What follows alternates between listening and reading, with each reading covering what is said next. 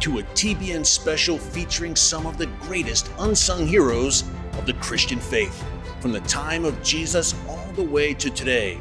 I'm Erick Stakelbeck, and over the next hour you'll hear powerful and inspiring stories of the brave martyrs who've laid down their lives in often brutal fashion, all to follow Jesus.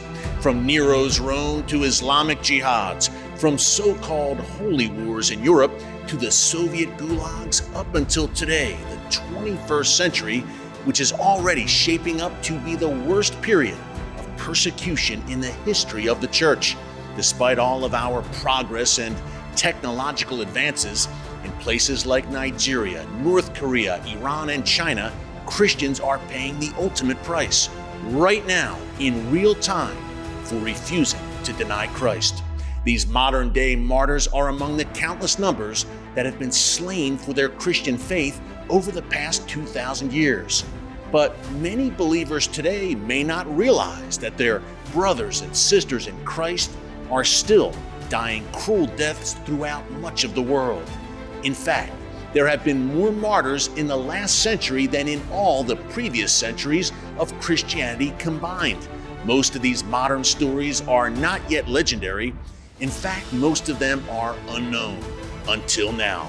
The new book of Christian Martyrs commemorates these modern-day heroes along with their courageous forebears dating back to the earliest disciples of Jesus. In this modern update to the classic work, Fox's Book of Martyrs, Johnnie Moore and Jerry Pattengale highlight heroes of the faith from the 1st century to the 21st century, from Europe to Africa and from Asia to the Americas. This is the true story of men and women whose sacrifice resounds throughout the ages and into the very halls of heaven.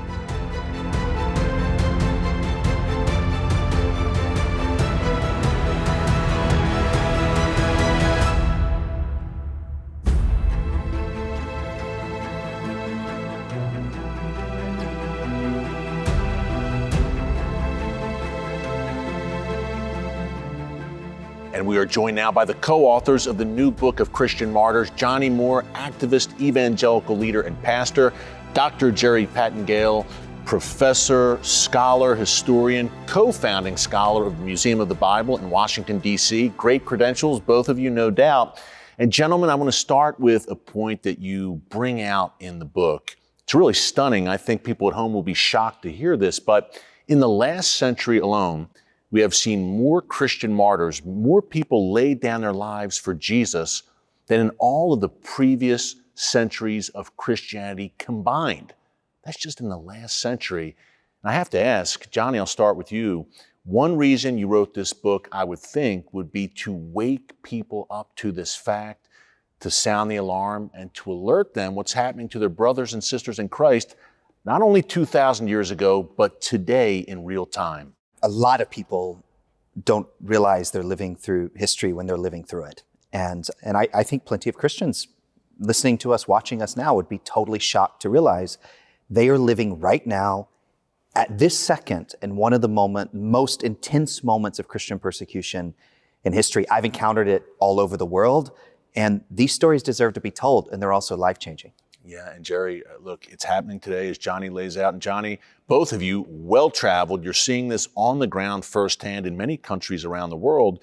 But Jerry, look, we take it today, the 21st century, in the new book of Christian Martyrs, but you give a comprehensive view of literally the past nearly 2,000 years of Christian history, starting with Stephen, starting with the very first followers of Jesus. The sad part is many of the groups of Christians who have died over the centuries are simply recorded as thousands or many. We don't even know their names, and that's still happening. The places Johnnie's been recently, and he interviewed a lot of survivors, which kind of drew me to this book. You know, there's so many people whose names are here. Johnnie, they cut, 100,000 words from this book. Every page was someone that we couldn't tell their story. Johnnie, I don't know how many volumes we could have written. No, and while we were writing it, I mean, Jerry and I would often talk about how it was an emotional experience. I mean, there were times like you just couldn't type another word. You just had to stop and sit. It was like you were sitting next to one of these martyrs, whether it's in our modern era or in some past past time period. I mean, it was a life-changing experience for us telling these stories. Yeah, and Johnnie, as a reader, I have to say it's life-changing as well. It's deeply, deeply impactful, sobering at times, but gentlemen, at the end of the day, inspiring and encouraging, the example of these courageous martyrs through the centuries. And by the way, this is kind of a companion of sorts to the book Fox's Book of Martyrs, originally published in 1563. If I'm not mistaken, it's become a Christian classic. But that book, gentlemen, focuses largely on what was happening at the time, the persecution in England and Scotland during the 16th century. Your book, the new book of Christian Martyrs, takes a global view, literally the four corners of the earth, from Africa to Asia to Europe and beyond. Yeah, and Fox is responding to what's happening with Queen Mary. Let's make this ecumenical. There are a lot of people that died for the simple premise of what drove this book. And John Perkins shared this with me at a meeting in Indianapolis. He said, it's not that Jesus was a powerless victim, he was a powerful sacrifice. This church, this great church, the sister church just down the road, it's built on that story. Without that story, we don't have a church. And these people died for that. And Johnnie's been pretty close to some of them who've died recently. This program is so important because we are raising awareness about our brothers and sisters in Christ who far too often today are paying the ultimate sacrifice for following Jesus.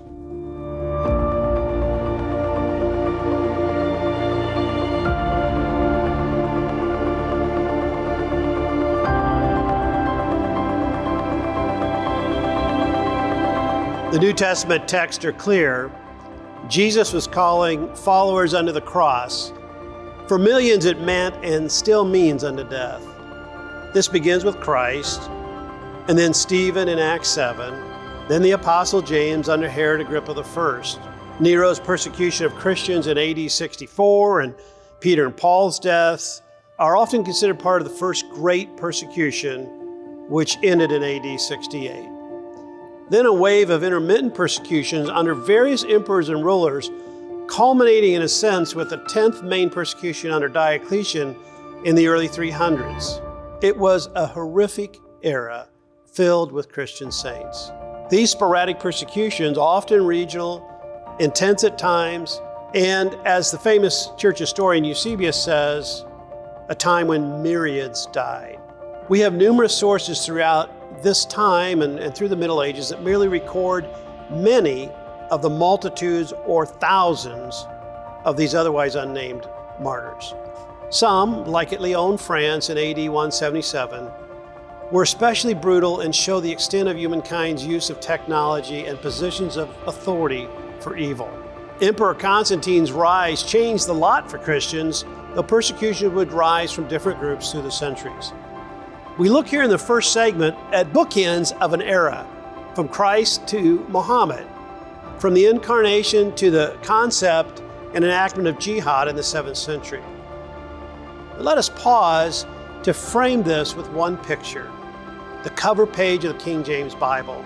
Along with Fox's Book of Martyrs and Pilgrim's Progress, it was one of the most popular books in English for generations. It salutes for all times these early martyrs. Atop the cover page, we find each of the disciples above the balcony in this first edition King James cover page, holding the instruments with which they were martyred. Bartholomew holds the knife with which he was allegedly flayed alive. Andrew the X-cross with which he was bound, which now appears in the Scottish flag. Matthias with an axe, and so forth. At the bottom of the page is one of the symbols of the early church, a pelican vaulting itself, feeding its young from the blood from its chest, representing the passion of our Christ.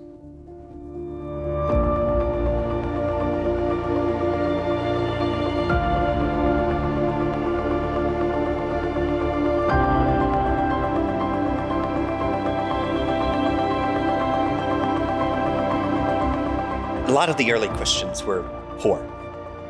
Perpetua wasn't. She was the daughter of a nobleman. And so it was a total scandal when the Roman authorities came and they arrested her. And it wasn't just a scandal because she was from a famous family. She had a newborn child, and she had a diary.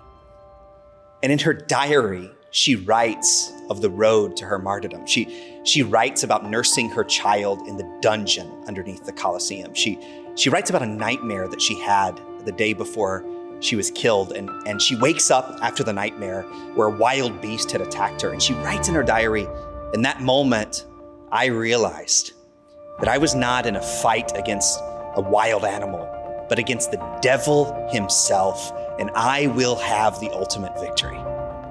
And here's how the victory happened. She died in the Colosseum, but she died with her dignity intact.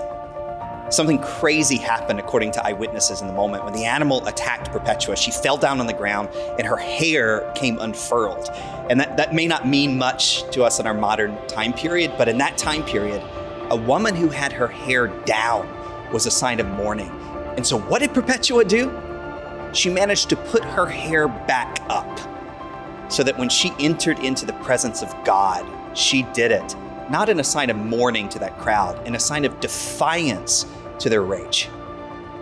And she became one of the most famous women in early Christian history. She inspired an entire generation. And all of this happened when this woman, who loved to write and who left us her story, was 22 years old. Gentlemen, before we continue, I want to point out that this book, the new book of Christian Martyrs, was a 7-year labor of love. A lot of time was invested in this, no doubt. And again, a comprehensive volume. We'll go in chronological order here. Now, we will certainly spend a good chunk of time on what's happening today, right now in real time, in places like North Korea, China, Iran, and beyond, even closer to home in some cases.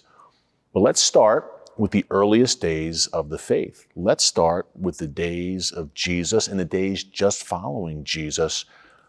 Many people ask, what happened to the disciples? Well, all of them, except one, died as a martyr. But they died all over the world. I mean, today I could take you to India, a country that's almost not Christian at all, a very small Christian community. But there's a 2,000-year-old Christian community that was started by the Apostle Thomas, who was martyred there.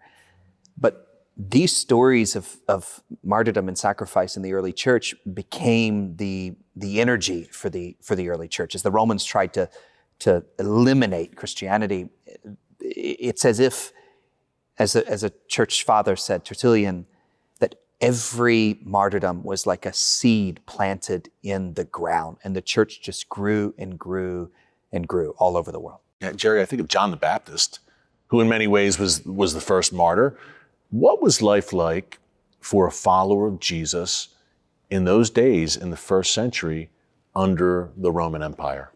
Well, that's a very good question. Sometimes there was a lax period where they weren't pursued as much, but we know through an early writer, Pliny, that so many Christians had fled to Rome that they were trying to figure out what to do with them. And they wouldn't pay the army, they wouldn't do the token incense to the emperor.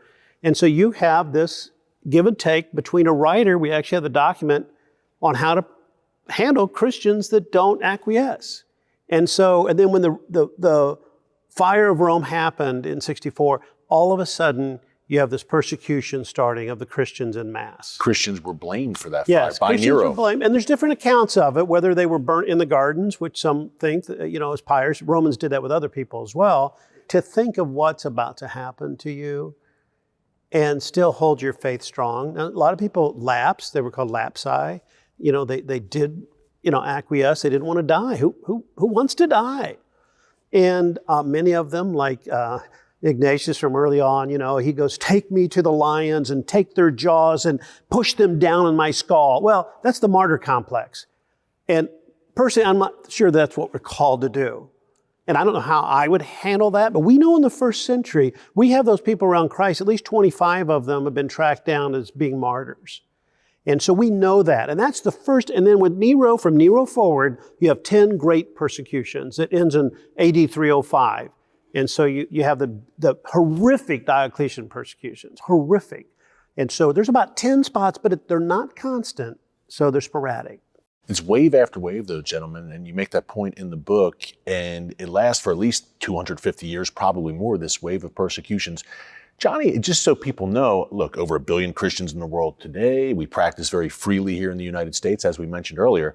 But just so people watching know, in those early days, what was the conception of Christianity and how were believers received, not only by the Roman Empire, but in many cases by their own countrymen? This is the irony, actually, because the early historians write about how these Christians, Dr. Pattengale mentioned Pliny in one of his letters. He says, these Christians, they feed their poor and our own. So the Christian community was like serving, and yet they were a threat to the Roman Empire because it was a government where you said things like Caesar is Lord.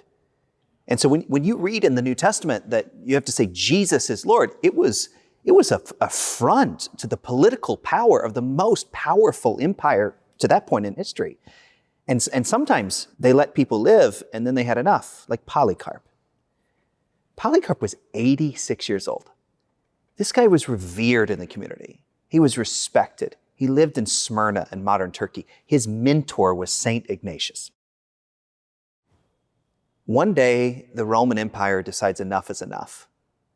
So they take Polycarp. They're going to go after him. They hide him in a farm outside of town. Someone, a traitor in the group, told the Romans where he was, so they moved him to another farm to hide him again.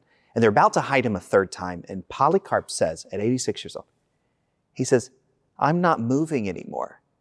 And instead, he prepares a feast to feed the Roman police as they come and capture him. And it only enraged them further. They took him immediately off to be killed. And as he's moving into the stadium, we have a miracle. From the sky, a voice is heard that says, be strong, Polycarp. Play the man, is what the historians write. Be strong, play the man, Polycarp. And that's what he did. And you know, the account is amazing. They say they're going to burn him alive. And this brave old man says, you should be more scared about the fires of hell than these flames. And then they offer him the chance to recant his faith and say, Caesar is Lord. And he says, for my entire life, Jesus has been faithful to me. How can I deny my King and my Savior? And for hundreds and hundreds and hundreds of years, any Christian in that part of the world knew the story Polycarp, and it inspired generation after generation to start their own churches until eventually the Roman Empire itself becomes Christian. Wow. In 321, the Emperor Constantine has a vision of a cross on the battlefield, and eventually Christianity becomes the state religion of the Roman Empire, but the persecution doesn't stop. And you document it in the book, many persecutions in Egypt and in the Mediterranean world. You have a section in the book, gentlemen, about the women martyrs. One in particular, Jerry, I wanted to ask you about. Catherine of Alexandria has quite a powerful story. Yeah, she does. The Emperor Maximus, he calls her in because she's been challenging really the imperial authority over God. And he is so impressed with her that he eventually asked to marry her, just thinking, sure. She said, no, I'm married to Christ and swear my perpetual virginity. That's a deal breaker for the emperor. So he calls in others to debate with her. He's just so impressed that she out-debates him. He tries to wear her down. People start getting saved, and so they get saved, and then he kills them, according to different accounts, and this happened many times. So finally, they'd had enough, and he said, put her to death. So they put her on the wheel, and we know in those days the wheel would be vertical, and so they would spin the wheel, and they would take a big tool, whether it's a club or you think of a big wrench, and they would wind your limbs through the spokes and smash them. I mean, this is just the capacity for evil. It is beyond what you can imagine. I mean, you can't really imagine how much more can be done. And during that process, the miracle that happened was the wheel collapses and she doesn't die. So eventually they put her to death with a sword. It's quite a story. How much of it's hagiographically embellished? or writers embellish. We don't know. But we do know something happened that was powerful in her life, and it reverberated through the centuries. And yet, many don't know the name of Catherine of Alexandria, sadly, or Polycarp, Johnnie. But thankfully, with the new book of Christian Martyrs, we are bringing this to a modern-day audience. These are names and stories everyone should know as a believer today to inspire, encourage, and edify us as things grow darker in the world, and inspires us to be a light in that darkness. Coming up, the rise of Islam and the Caliphate. Quite a story there.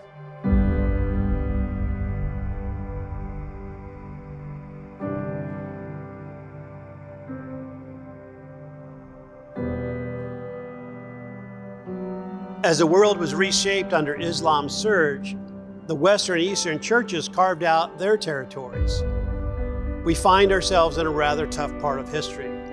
Perhaps among the darkest days of the Crusades, not that there wasn't reason to march against enemies, but how these Crusades unfolded. From the attack by the Crusaders on Constantinople to the Christians' treatment of those in Jerusalem, the horrific loss of youth in the Children's Crusade, these were not Christ-honoring years. And eventually all was lost, along with dizzying numbers of Christians. There were 14,000 martyrs in Antioch alone.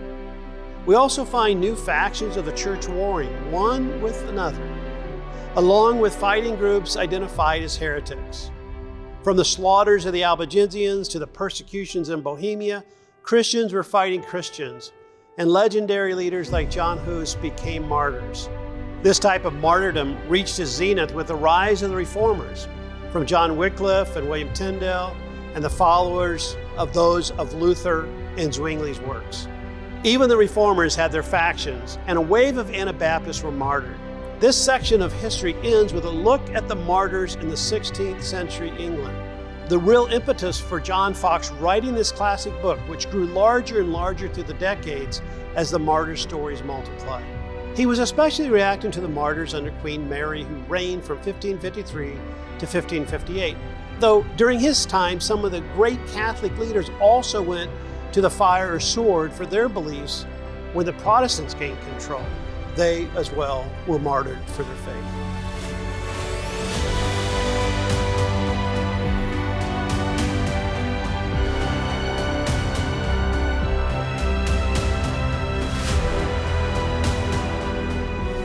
So every Christian in the world that reads an English Bible should know the name William Tyndale.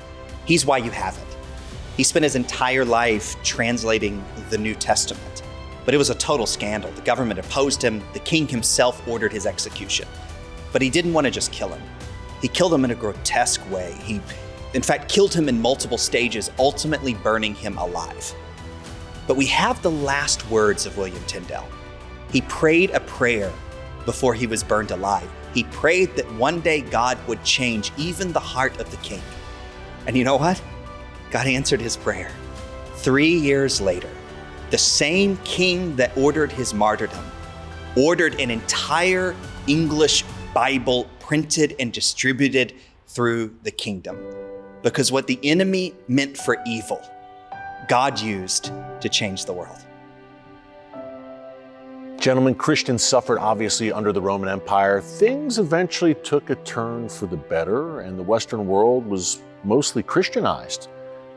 Then along came Islam in the 7th century and posed a new and daunting challenge, roaring out of the Arabian Peninsula and sweeping throughout Christian areas of North Africa and the Middle East, previously Christian areas, and then even making a foray into Europe. And oftentimes by the sword, Jerry, it seems Islam did spread. Yeah, you know, there's a misnomer today that there are great peace religions. Every religion has had its difficult seasons, Christianity as well. And as Islam spread, obviously they became the dominant power in different areas. So the church at one point could resist a lot of enemies, no matter who they are, Islam or others, because they had monoepiscopacy. Just like this church, they had a structure, and an institution became a systematic response to recurring need. And they met it, whether it's hospital. My PhD is on ancient physicians, Deanna Gilroy. So they were dominant in areas because of their governance. Well, when the Christians started to fight and to fracture, which they started very early doing that, you weren't as strong to resist some of these new religions. And obviously Islam was one of them, with some significant differences in their view of Jesus and the Trinity.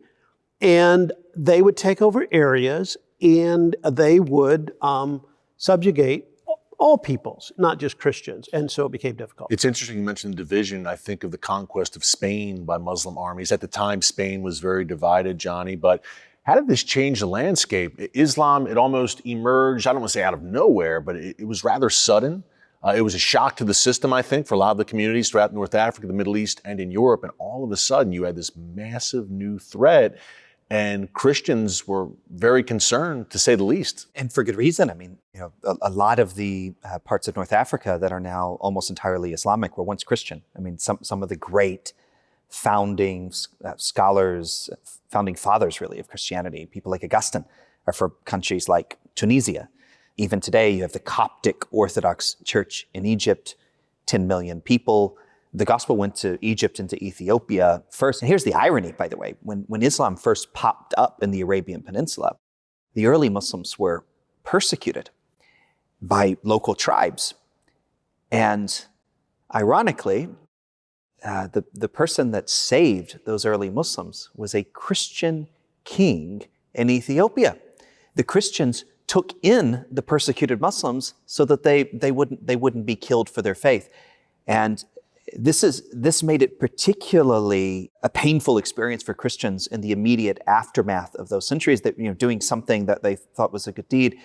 And what ended up happening is a religious war it grew like wildfire that went all the way to modern day Spain and Portugal. And so today, if you go to the south of Spain, it looks like you're in North Africa or in parts of the Middle East.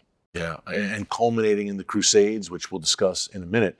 I think a lot of people may be unaware, perhaps, that look, as you mentioned, Johnnie, North Africa, the Middle East, before the Islamic period, these were Christian areas, which are so just accepted as Muslim today, obviously. And for nearly 800 years, Spain was under Muslim rule until 1492. And one of the reasons why we decided in the new book of Christian Martyrs to bring in Orthodox martyrs is because almost no church in Christian history has been persecuted more than the Orthodox Church. Coptic Christians in Egypt to this day, they tattoo a cross on their wrist in order to make it clear to everyone around them that they are dedicating their lives to Jesus Christ. And so there's so many parts of Christian history when the terrorists in our modern era or early Islamic crusaders or attackers in response to the crusade, they didn't say where are the Baptists or where are the Catholics or where are the Orthodox. They just look today, and they looked then for the cross. They found the people with the crosses, and they gave them an option: convert or die. And most of them chose to die. And Jerry, if they didn't make that choice, Christians could live under Islamic rule as essentially second-class citizens, known as dhimmis was the term that was used. Talk about the hardships that the Christian martyrs suffered in that early Islamic period. Heavily taxation. It was almost unbearable to live under that. And what we have various studies that show the shrinking percentage of Christians, by century, once that started happening. Because sooner or later there's intermarriage and so forth, which is difficult. And so you have countries, and Johnnie would be better with the numbers here, but we have countries that have hardly no Christian population left that had been dominant Christian populations.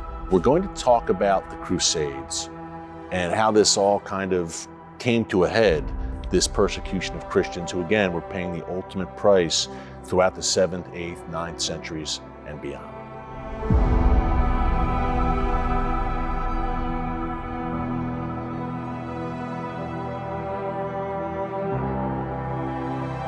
Today, when we visit Spain or England, we find ourselves immersed in rather diverse populations, visible reflections of the age of colonization as these countries and others conquered and settled other regions and continents. With that spread went their religions, often sending priests with their first fleets of soldiers. Unfortunately, many legendary saints like Bartholomew de las Casas and Pedro Claver would not stave off the economic pursuits of their home countries. The conquest of the Americas saw a wave of martyrs either by exhaustion or annihilation. Though Christianity, especially Catholicism, would become the dominant religion, entire indigenous populations were displaced or practically enslaved in the encomiendas. We have here, however, powerful testimonies from Christians on the ground and in their midst, and the power of the Bible on its own, regardless of its ethnic lenses and editing. The slave trade, especially identified with the slave triangle, brought into play many countries. While fault lies with most foreign groups involved and some indigenous leaders, we find here the power of the gospel amidst despair. Unfortunately, the numbers of martyrs escalated with the rise of governments touting progressive agendas. The progress was tainted with man's fallen nature. From communism, socialism, and fascism to Nazism, the staggering numbers of slain are head-spinning. It's an era replete with heroic missionaries like David Livingstone and the Gordons, and those who took bold stands in their countries, like Dietrich Bonhoeffer and Watchman Nee.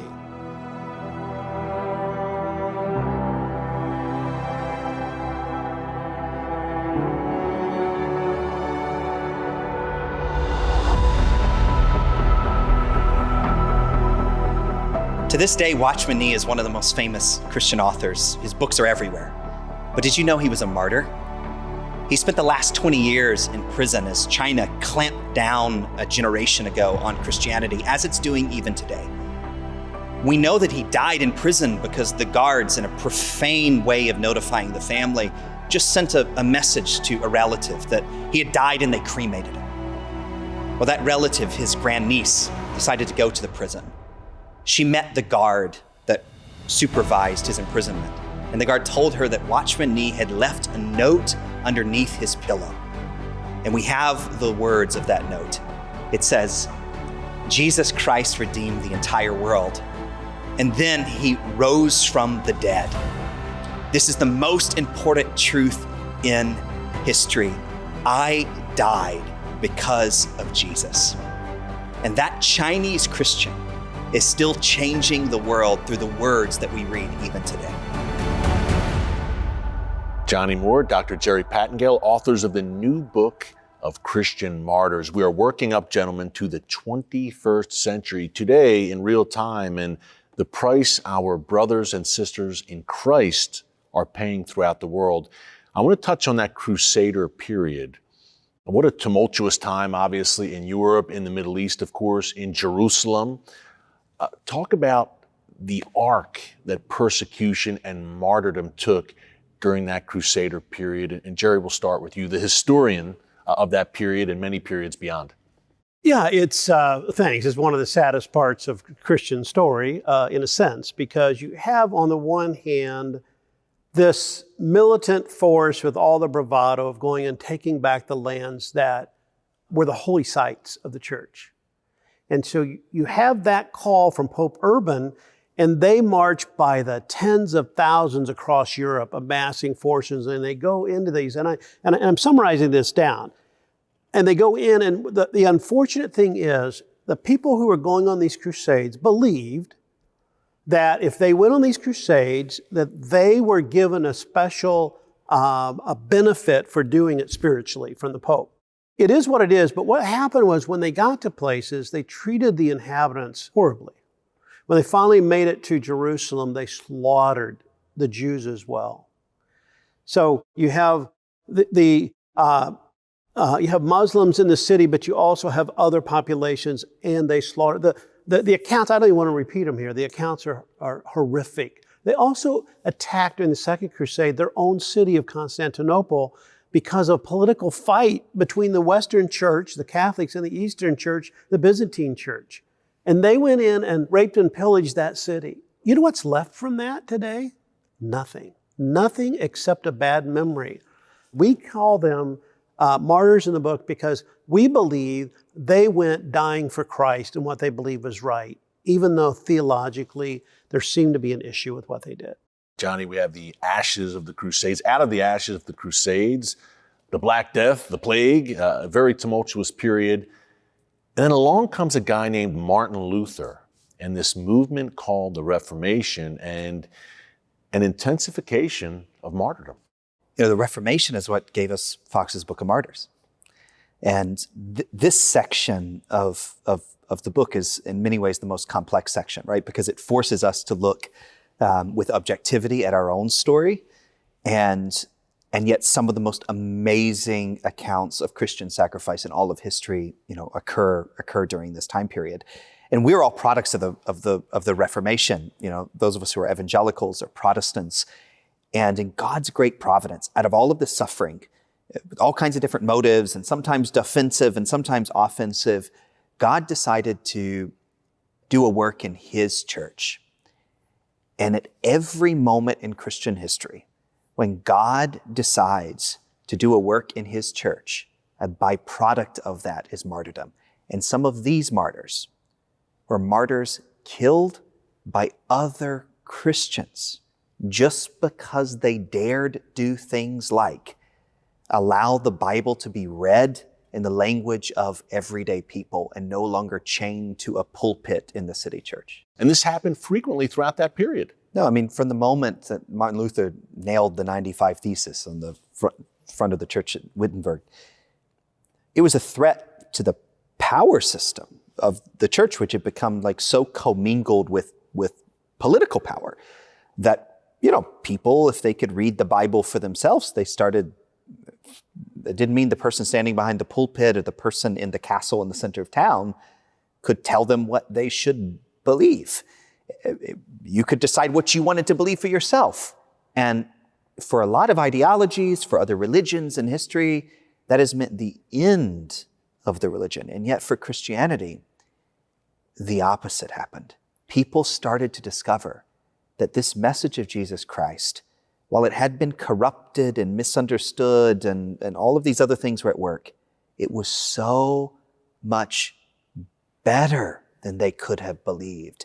And the grace of Jesus became a motivational force that led the modern missionary movement, everything, to take the gospel to the ends of the earth, no matter the cost. No matter the cost, you can't stop the gospel. That's clear throughout the book. You cannot stop the gospel. Tyrants come and go. The gospel grows, expands. Some of the people killing the Christians firmly believed that they were doing it to squash heresy.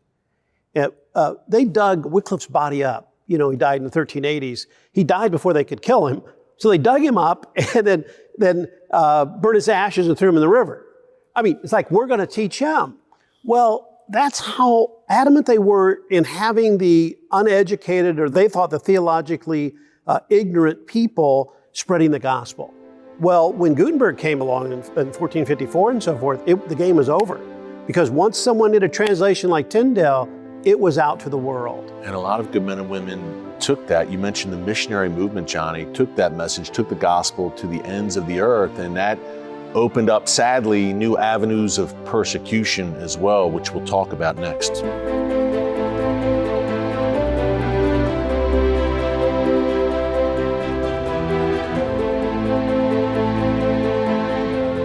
We begin this section with a very tangible event in history, the destruction of the Berlin Wall in 1989. It had stood as an artificial barrier to ideas and influence from the West.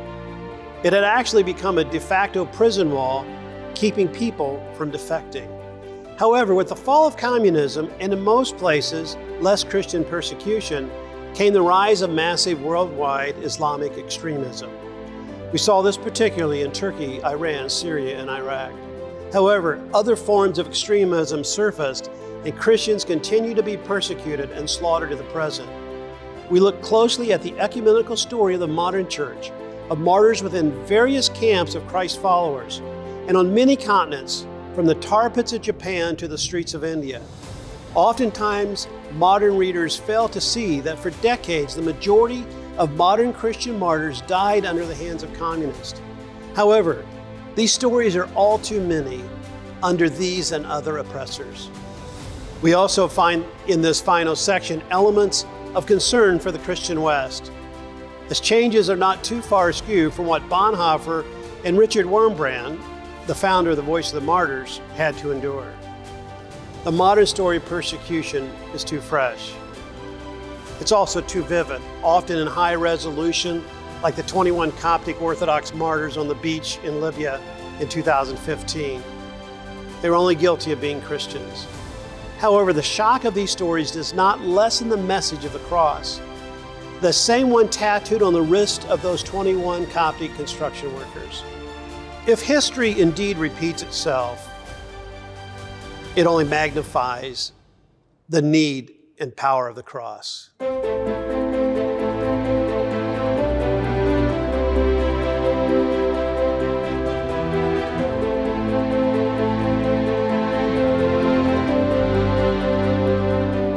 Cheryl Beckett has something in common with many historic martyrs. She's a modern martyr, but she had the habit of writing her thoughts in her diary.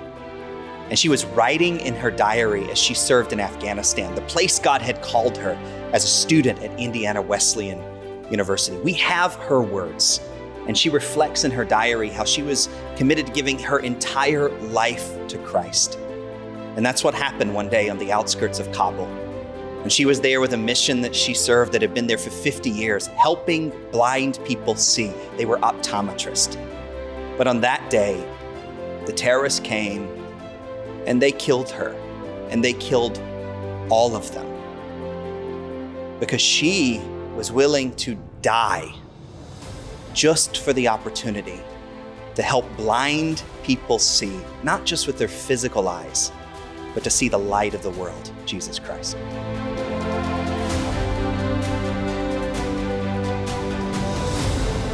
Jerry, we just heard the incredible story of Cheryl Beckett. She was one of your Sunday school students. Tell us more about her. Wow, she was on the Indiana Wesleyan campus for 4 years, honor student. Every time I walk out of my office, she's right there, sitting there, and you see her. She has an award on campus, and I'll walk through the library, and I literally often stop and salute the picture. She was 32 years old, and she was, as Johnnie mentioned, she simply was doing humanitarian work in the name of Christ in Afghanistan. And the rivers swelled, and they couldn't get back out of the Kabul area. And when the terrorists came, they lined them up and shot all 10 of them one at a time. And the only one that was saved was the driver who was quoting the Quran. And her father, I called him, got permission to write, because it's a sensitive subject, everything. He's so proud of her. And he literally read from her journals. And it was one of the most meaningful moments of my writing life. And I literally signed, every time I sign the new book of Christian Martyrs, I say, see page 467. That's her story. Obviously, the personal tie you had there, Jerry, but that's just one of many, many stories in the new book of Christian Martyrs. And Johnnie, in the last segment, we were talking about the missionary movement, and Cheryl was part of that, doing humanitarian work overseas. That led to some horrific persecutions, and we had that building up to the 20th century. The missionary work continued, and then we had a dark cloud, two separate dark clouds fall over Europe, one in the form of the Nazi regime, and then with the Soviets.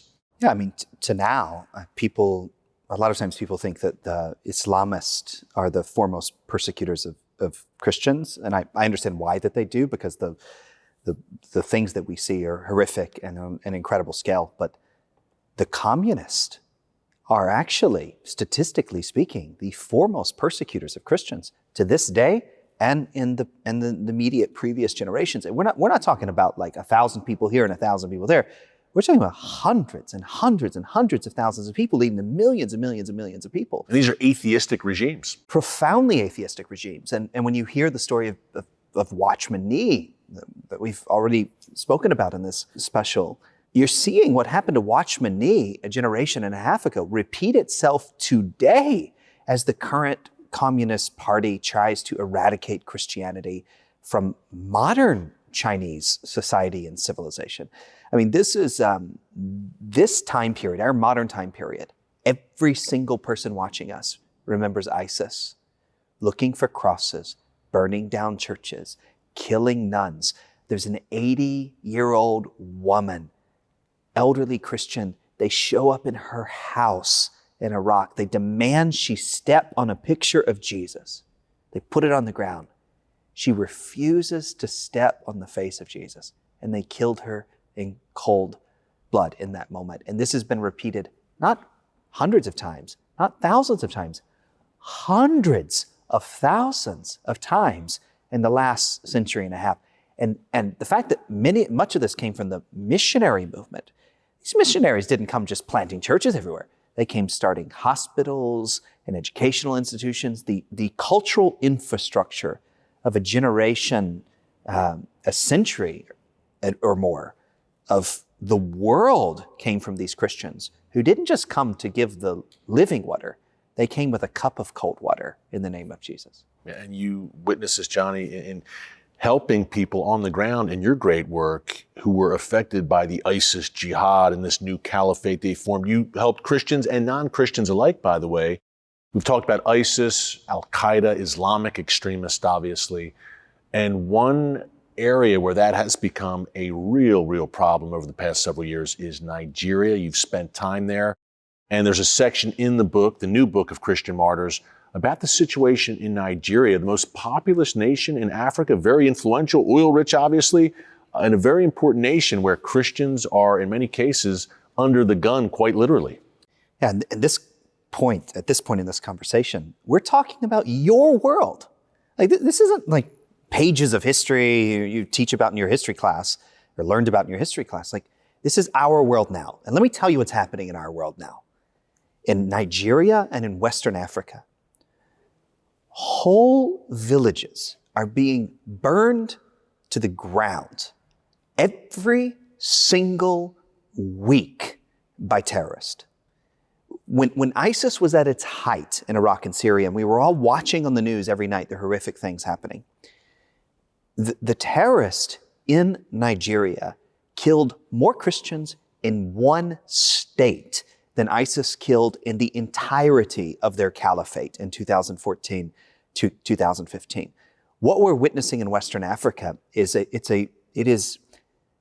one day we will look back as the church, and we will look back with shame, like the shame that some previous generations have experienced, that we ignored the death of men, women, and children every single day. And these African Christians, we should pray for them the way we hope someone would pray for us. And we should speak up for them the way we hope someone would speak up for us. And the least we can do is tell their stories. Yeah. And for everyone watching now, you may not have known. Now you know. So we really have no excuse. Number one, Johnnie, as you said, to intercede for them. A prayer works. And it works, Jerry, in places like China, Iran, and North Korea, which these seem to be, gentlemen, three of the worst spots in the world for martyrdom, for Christian persecution today. And you know, Johnnie, I agree with you. Johnnie had mentioned Watchman Nee. I had the privilege of spending quite a bit of time with his cellmate of 9 years, Pastor Wu. When I first sat down, it was a museum of the Bible. We were just sitting at a table, we talking. Didn't know that was Pastor Wu. And suddenly he turns to me, and you could see the veins in the side of his face. And for the next half an hour, he shared about the testimony of his cellmate who led him to the Lord. And he was with him right before he died. He was separated for a while and they got back together. You know, Watchman, he was there 20 years. And before he died, he handed him his ink pen. I think it's the only artifact of a living martyr from the cells of China. And to hear him, and I just would encourage everyone, if you're going through oppression or persecution, you don't know the impact you have by the way you live your life out. He had no idea that Pastor Wu would actually make it out. He had no idea. And there's a video of him. It's drinking from a fire hose about God's glory and about Watchman Nee's testimony. And here's a man who chose not to be released because they said, as long as you don't teach Christ, you can get out. He said, I'm not going to do that. And his cellmate tells the story of the world now. And I'll tell you a secret. Many of these guards and these political leaders, they end up becoming believers too. You know, Paul, all the way back at the beginning of our conversation, the first martyred Christians, the Apostle Paul writes in his letter to his protege Timothy.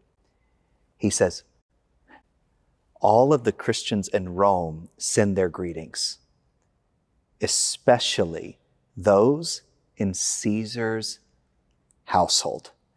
I mean, the story is they try to crush us, and all they do is make the beauty and the power of the love of Jesus Christ a brighter light. And that's why I believe that China, North Korea, Iran, all these persecuted places, they will soon be the greatest stories in Christian history about the gospel moving at a rapid pace to change the world. Amen. And gentlemen, we talk about the modern day as we wrap up, just a fascinating, inspiring discussion about the new book of Christian martyrs.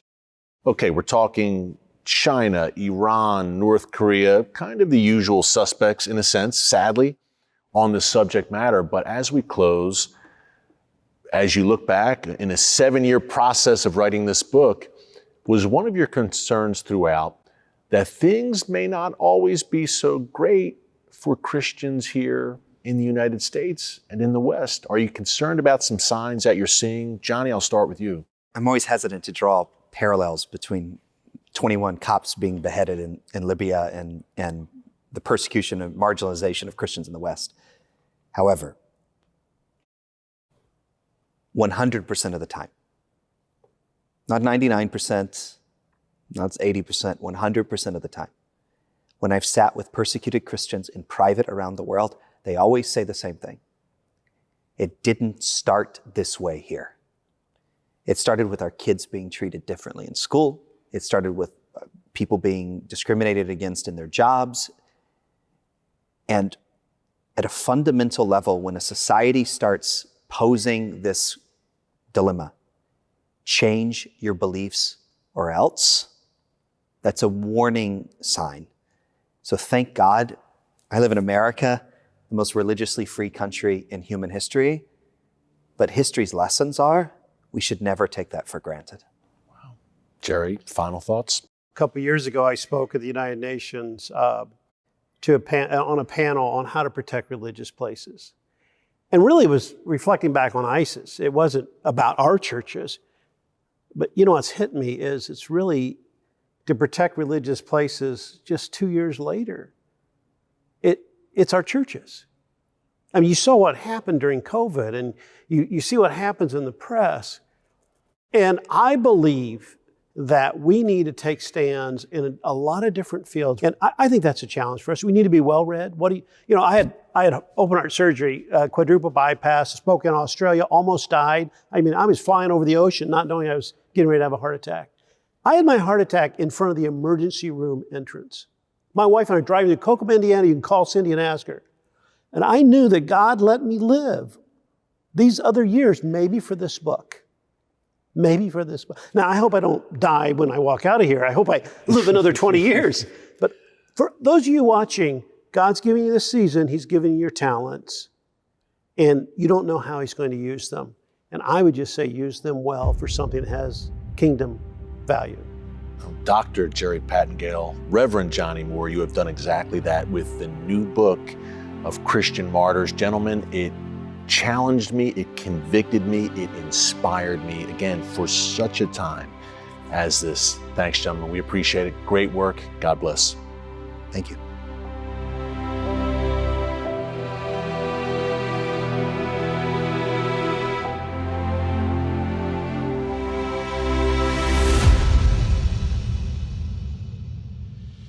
From the stoning of Stephen some 2,000 years ago to the massacres in Nigeria today, the blood of the martyrs cries out to us from the ground.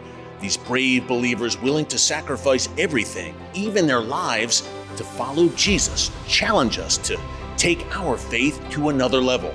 Even here in the West, Bible-believing Christians are increasingly being marginalized, even ridiculed. This should really be no surprise. Jesus told us that persecution would come. Everyone who chooses to follow Him will face opposition at some point. That opposition can come in many forms. That's one reason the stories of the martyrs are so important for us today. They inspire and encourage us to stand strong in the storm and to lean on the one who made the greatest sacrifice of all, Jesus. Thanks for watching, and God bless.